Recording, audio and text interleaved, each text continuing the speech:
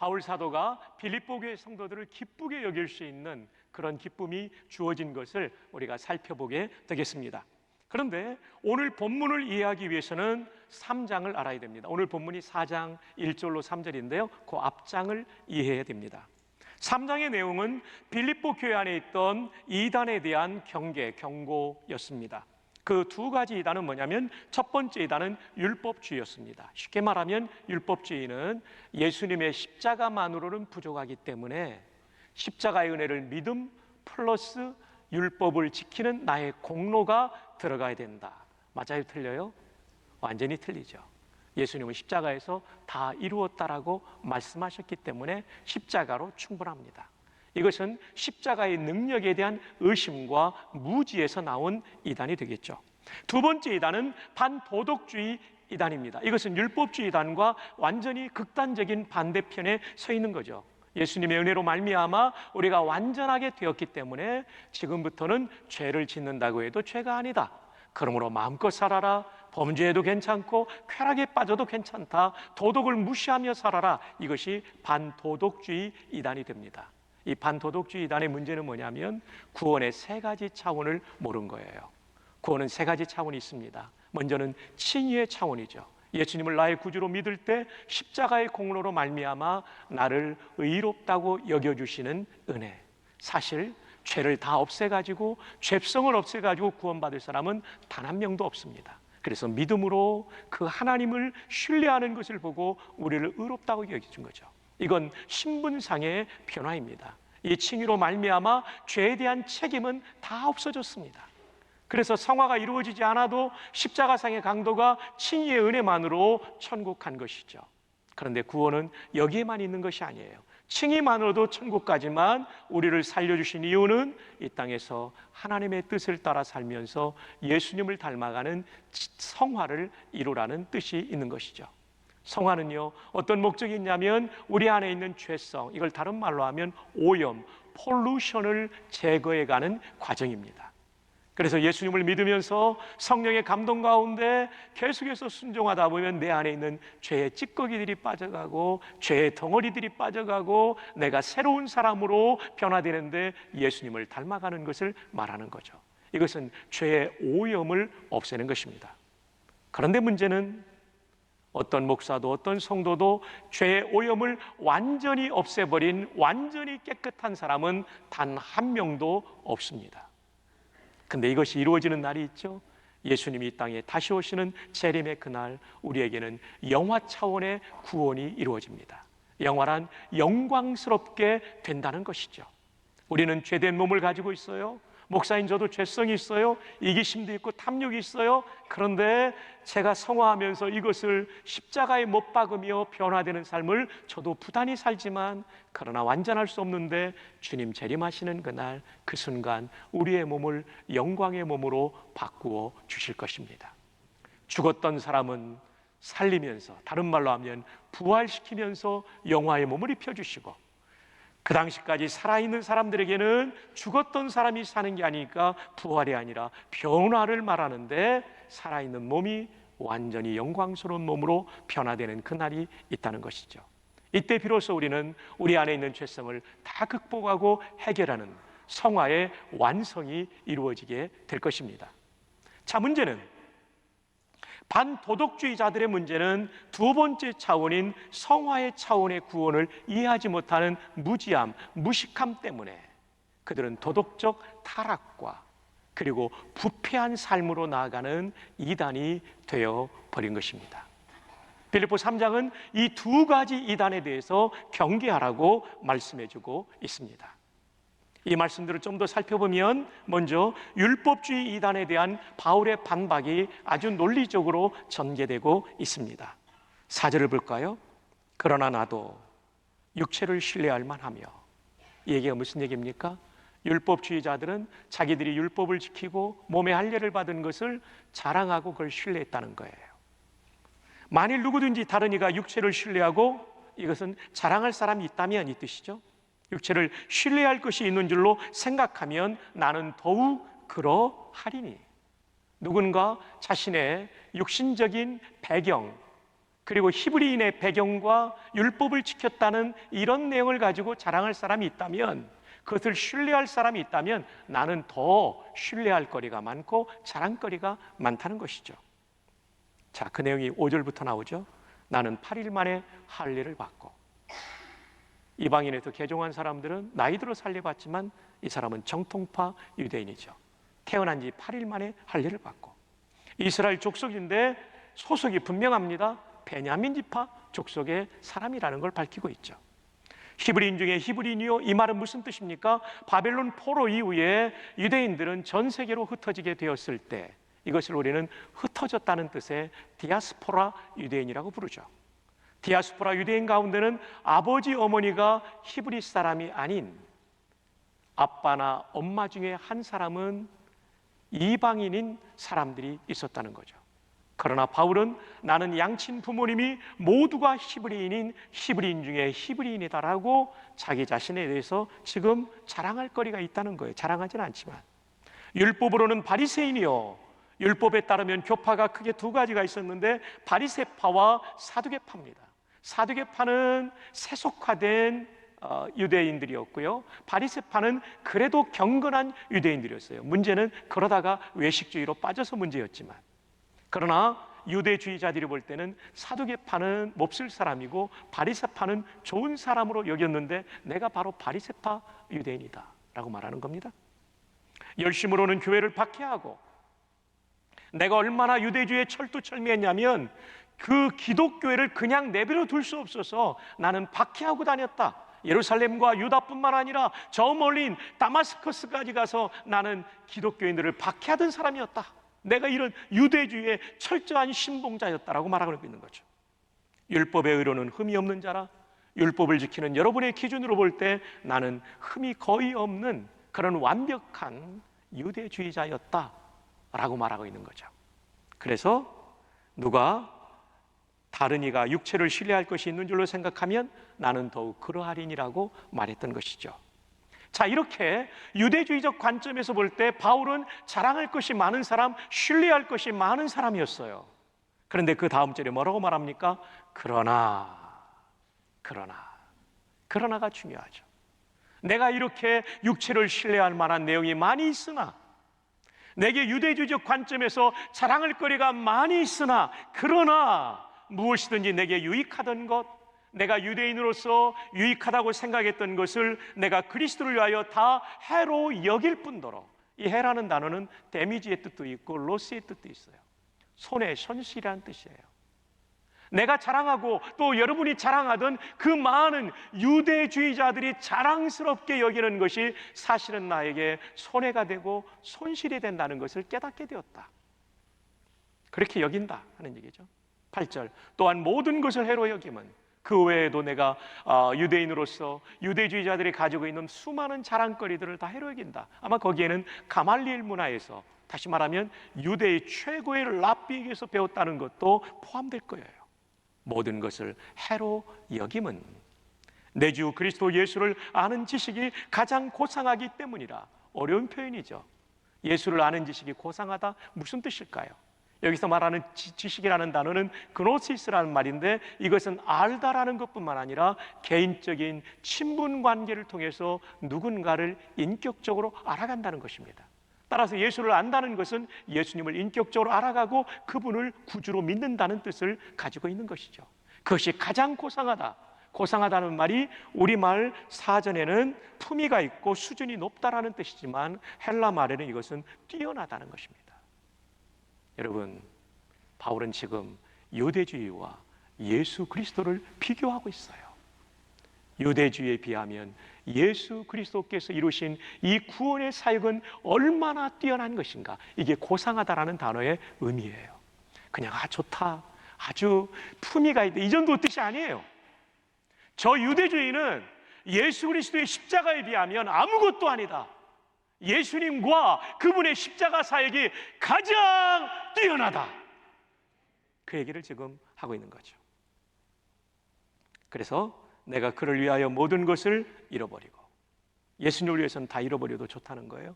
그 다음 무슨 말이 나와요? 여러분 지금 성경 따라오고 있어요? 예, 내가 그를 위하여 모든 것을 잃어버리고 그 다음 뭐가 나와요? 배설물로 여긴다. 여러분, 배설물 설명 안 해도 알죠? 예, 그 유대주의적 모든 자랑은 쓰레기 같고 똥오줌 같다라고 지금 말하고 있는 거예요. 그렇게 여긴다는 거예요. 유대주의자들이 이것을 아주 높이고 자랑하는데 내가 보니까 그것은 쓰레기야. 예수님의 십자가에 비하면 그거 아무것도 아니야. 그 유대주의는 나를 구원하지 못해. 그 유대주의는 내 죄를 이길 수 없어. 그 유대주의는 나를 지옥으로부터 건질 수 없어. 그런데 예수님은 하신단 말이죠. 그 얘기를 지금 하고 있는 거예요. 그리스도를 얻고 예수님을 내가 구주로 믿고 그 안에서 발견되라니, 주님 안에서 내가 발견되기를 원한다. 주님의 소속이 되고 주님이 베풀어 주시는 구원을 받은 자가 되기를 원한다는 거예요. 내가 가진 의는 율법에서 난 것이 아니요, 이 얘기는 율법을 지킴으로 내 공로로 얻은 것이 아니요 오직 그리스도를 믿음으로 말미암는 것이니. 그렇죠, 우리는 스스로 죄성을 없앨 수 없어요. 오직 믿음으로만 이걸 해결할 수 있어요. 곧 믿음으로 하나님께로부터 난 의라. 이 얘기를 통해서 바울 사도는 유대주의적 이단이 얼마나 잘못된 이단인가를 밝혀내고 있는 것입니다. 나도 유대인이고 히브리인 중에 히브리인이고 유대주의 관점에서 보면 자랑하고 신뢰할 것이 많이 있지만 그건 다 쓰레기 같다. 예수 그리스도의 십자가로 말미암은 의에 비하면 이건 아무것도 아니고 쓰레기고 나는 내가 중요하게 여기던 것 다 버리기로 결정했다. 그만큼 예수 그리스도의 십자가의 은혜는 위대하고 그리고 완전한 구원을 우리에게 주시는 것임을 믿으시기를 바랍니다. 이제 반도덕주의 이단에 대한 바울의 반박입니다. 빌립보 3장 12절.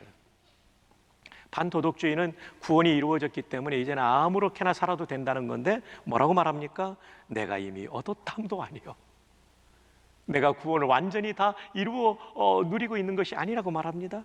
온전히 이루었다함도 아니라 내가 그 성화가 다 이루어지고 영화까지 아직 가지 않았다는 얘기예요. 오직 내가 그리스도 예수께 잡힌 바 된 그것을 잡으려고 달려가느라 예수님이 나를 잡아주셨어요.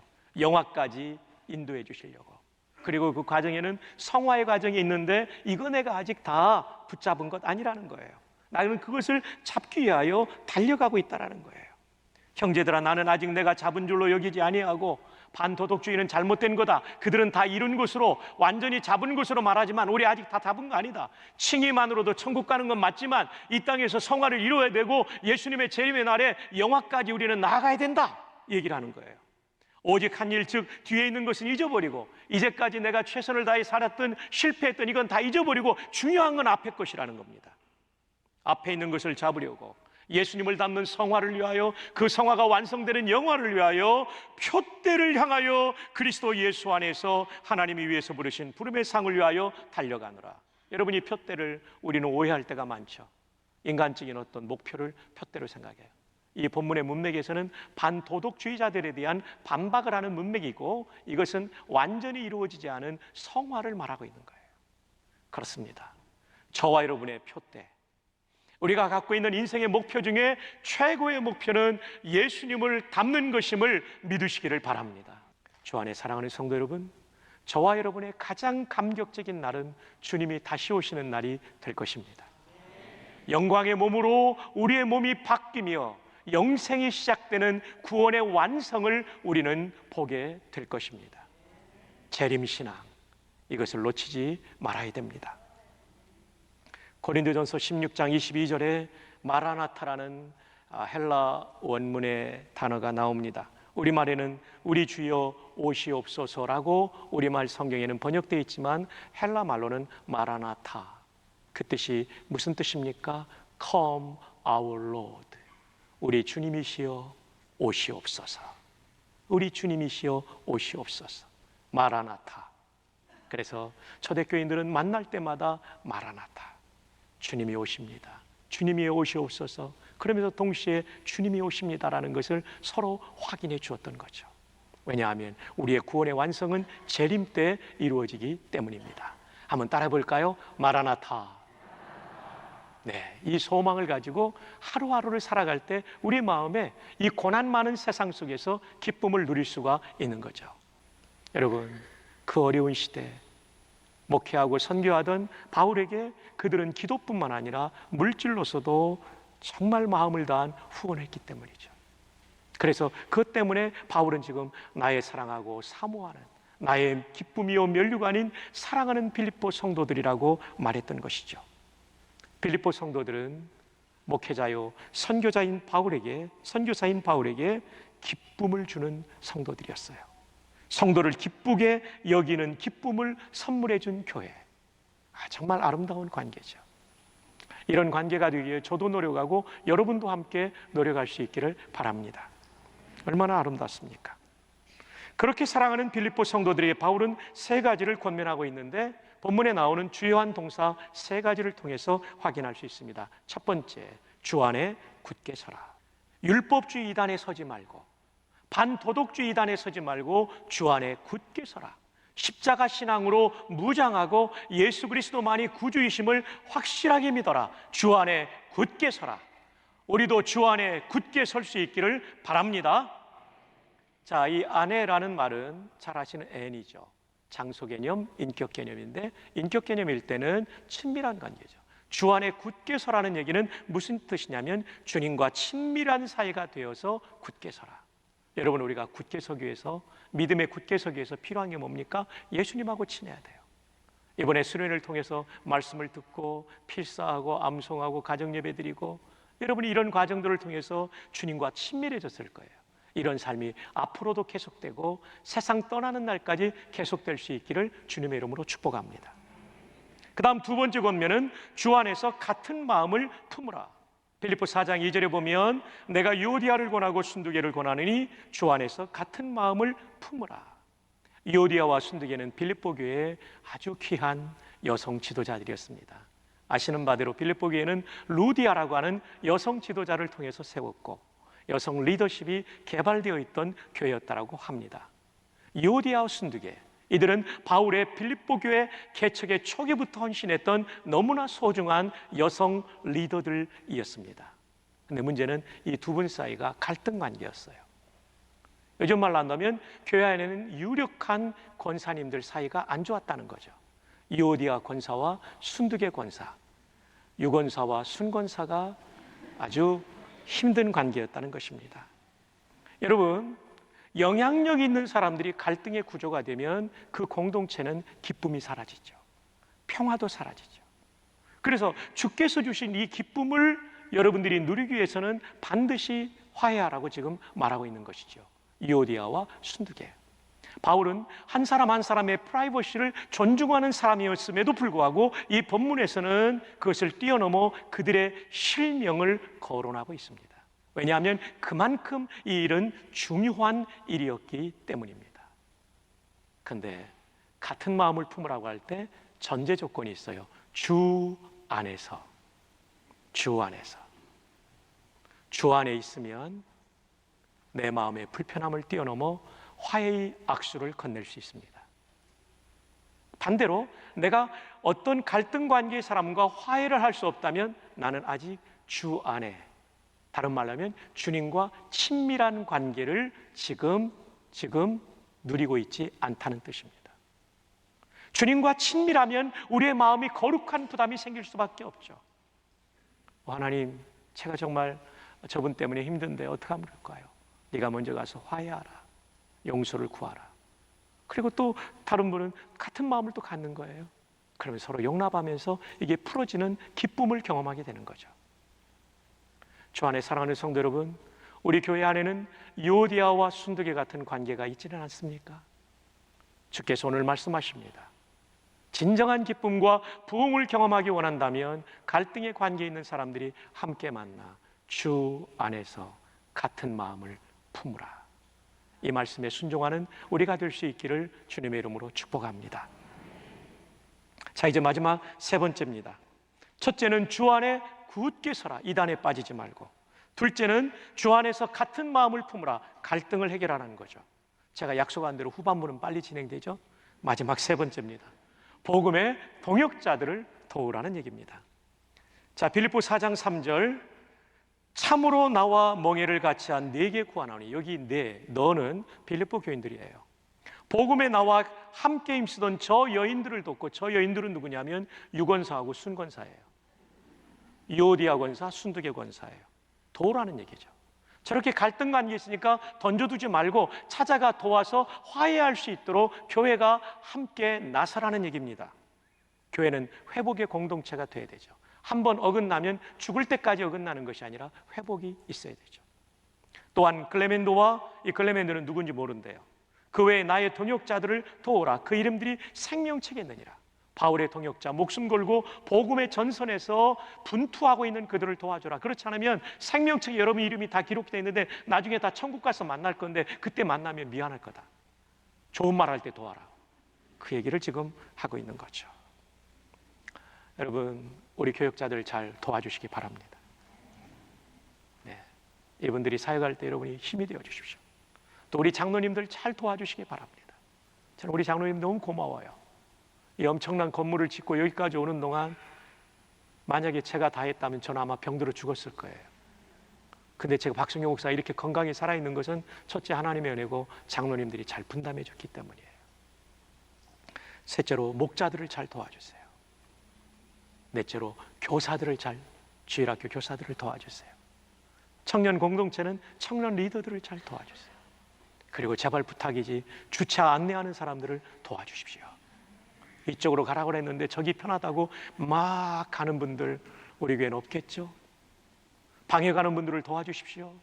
그분들이 계속 방해를 하기 때문에 지쳐 있는데, 1번으로는 편찮으신 분들과 나이 많으신 분들, 이런 분들이 나가게 해주시면 게이트 1번은 그분들만 나가게 해주세요. 내가 가고 싶은데 이러면 안 되는 겁니다. 네, 안 되시는 겁니다. 찬양대 지휘자 정말 귀하죠. 그 한 분의 영성이 예배의 영성에 엄청난 영향을 주죠.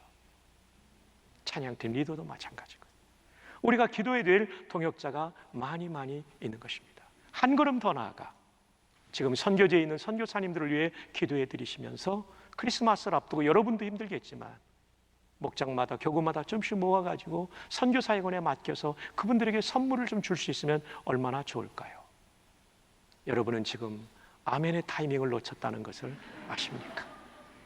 말씀을 맺습니다. 오늘 말씀의 제목은 성도를 기쁘게 여긴 기쁨. 바울이 그런 기쁨을 누렸다는 것입니다.